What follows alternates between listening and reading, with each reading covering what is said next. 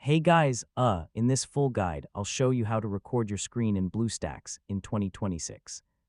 So whether you want to record gameplay, tutorials, app demos, or mobile content on your PC, this tutorial will walk you through the easiest methods step by step. First, launch BlueStacks from your desktop or start menu and open the app or game you want to record. BlueStacks itself doesn't include a full built-in screen recorder in every version, so most people use Windows recording tools or third-party software like OBS Studio or Xbox Game Bar. If you're on Windows 11, the easiest method is Xbox Game Bar. Press the Windows key plus G on your keyboard to open it. Now click the record button or press Windows, Alt, and R together to start recording your BlueStacks screen.